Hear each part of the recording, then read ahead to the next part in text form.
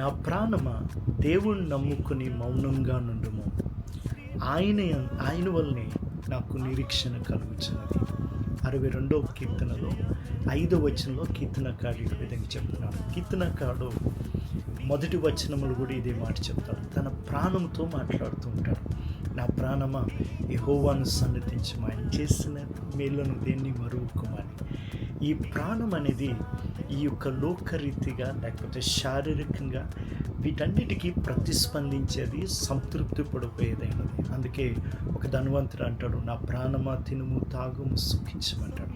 కానీ కీర్తనకారుడు అంటాడు, ప్రాణనాథుడైన యేసే మనకు సర్వమని ప్రకటిస్తూ దాంతో మాట్లాడుతున్నాడు. ఏమంటున్నాడంటే, ఆయనే నా ఆశ్రయదుర్గము, నా రక్షణ ఆధారం, ఎత్తైన కూట, నేను కదల్చబడనాను.